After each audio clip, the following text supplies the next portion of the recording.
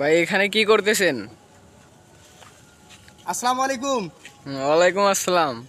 ভাই আমরা এখানে আপনারা জানতে পারতেছেন সারা দেশব্যাপী রাসেল ভাইপারের প্রচুর হ্যাঁ, সংক্রমণ বেড়ে গেছে। সংক্রমণ বেড়ে গেছে। হ্যাঁ, যার কারণে আমরা বাড়ির আশেপাশে আনাচে কানাচে হ্যাঁ, বিভিন্ন জায়গায় পরিষ্কার করতেছেন। দেখা যাচ্ছে যে গাছরা ঘাস ঘাসালি রয়েছে, এগুলো সব পরিষ্কার করতেছি হ্যাঁ, যাতে আল্লাহ পাকের অশেষ রহমতে এগুলো থেকে আমরা মুক্ত থাকতে পারি। হ্যাঁ। এবং বিষয়টা হচ্ছে এরকম, আমি আবার একটু খুশিও আছি, এই রাসেল ভাইপারের সাথে আমি একটু খুশিও আছি। কেন তা জানেন? কেন? এই যে কেন প্রশ্ন করছেন এর জন্য আমি আরো খুশি হইলাম। মানে সেই সময় যখন আপনি দেখছিলেন করোনা আসছিল, হ্যাঁ, এই করোনা আসার সময় দেখছি যে সবাই একে নামাজ কালাম পড়ে একবারে দেখা যাচ্ছে বড় বড় জুব্বা টুপি রেখে একে ইমানদার হয়ে গেছিল। হ্যাঁ, তখন এইবার সাপ আসছে ভাই, সাপ আসার কারণে এইবার দেখেন আরেকটি উপকার হয়েছে। হ্যাঁ। মানুষের বাড়ির আশেপাশে আনাচে কানাচে ঝোপঝাড়ে যত জঙ্গল ছিল হ্যাঁ। সব একবারে পরিষ্কার, গু মুখ থেকে শুরু করে হাগা পায়খানা সব ক্লিয়ার হয়ে গেছে।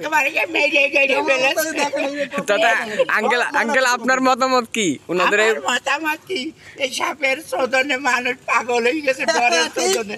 সাপের চোদনে মানুষ পাগল হয়ে যাচ্ছে। এই ডরে সব জায়গায় সাপ এই ভয়ের চোদনে মানুষ আরে ভাই, আমি বলছি লুঙ্গি পাগল নষ্ট না। করে ফেলেছে, বুঝছেন? এই চোদনে দেখেন পরিষ্কার কাছে টানি টানি গাছে ঘোরা ঘোরা সে গাছ চিকুন মারছে। একেবারে কাটা খোসা দেখেন, এলাকা এত পালা হয়ে আছে, এরকম পালা হওয়ার তো কোনো কথাই ছিল না, তাই না? সব সময় একদম পরিষ্কার পরিচ্ছন্ন দরকার ছিল। এমন হুকুম হয়েছে একেবারে বাড়ি এলি কইতেছে ভাই এখনো বাড়ি ঘর পরিষ্কার করেন নাই কেন? আমি ভাই সদুনে দেখেন কত লোক লাগা দিয়েছিলেন, বাড়ি ঘর সব পরিষ্কার করে ফেলো, সব পরিষ্কার হয়ে গেছে। ওই দেখেন সব সামন থেকে সব জায়গায় পরিষ্কার ঝকঝকা হয়ে গেছে।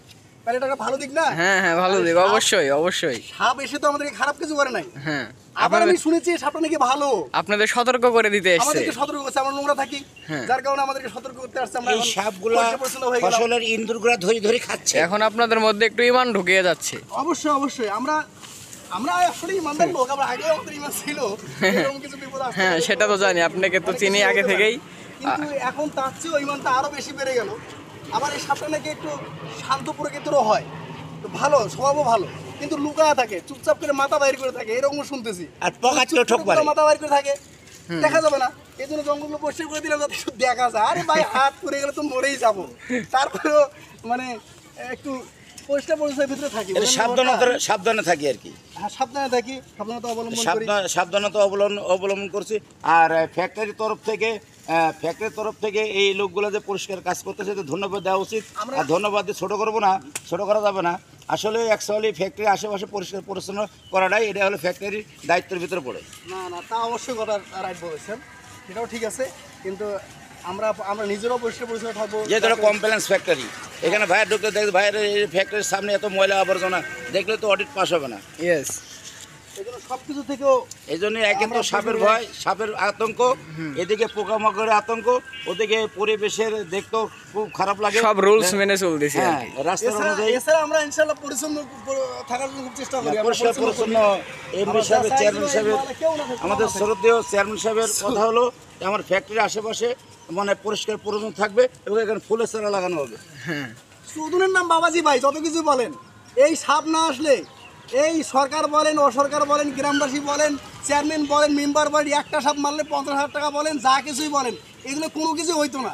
সুদুর ঠেলায় করতেছে একটা সাপ মারলে 50,000 টাকা। আরে এক সাপ মারা সুদুরের সব সাপ মারা শেষ। কথাটা বুঝতে পারছেন? মারবে রাসেল ভাইপার এখন এমন মারা শুরু করছে, টোরা সব বন্ধ শেষ করে ফেলছে। তাই ভাই এই সাপগুলিকে মারা কি অন্যায় হচ্ছে না? আমরা রাসেল ভাইপার মারবো, রাসেল ভাইপার না বের ঠোরা বন্ধ মারি বলতেছি, ঠোরা সরকার ক্ষতিও করে না, রাসেল ভাই তো খুঁজিও পাই না, রাসেল ভাই কোথায় গেছে? এই জন্য সব ধরা পড়ে যায়। যদিও এখন একটু চোখে পড়ে। যদি একটু চোখে পড়ে জঙ্গলে পরিষ্কার করে দিলে আর কোনো সমস্যা লাগবে না, একদম পরিষ্কার ঝকঝকা থাকলো। কারণ আর একটা আমাদের শ্রদ্ধ চেয়ারম্যান মহোদয় বলছে যে ফ্যাক্টরির সামনে বন জঙ্গল থাকলে এখানে সাপে কামড় দেবে, দায় বা ফ্যাক্টরি এলাকা নিতে হবে। অতএব এই দায়িত্বটা দরকার নাই, এই দায়িত্বটা আমি নেব, কিন্তু আমি আগে আমার পরিষ্কার পরিচ্ছন্ন করি, তারপরে একটা সমস্যা ঘটনা ঘটে গেলে এই জন্য দায়ভার কোম্পানি নেবে, সমস্যা নেই। কিন্তু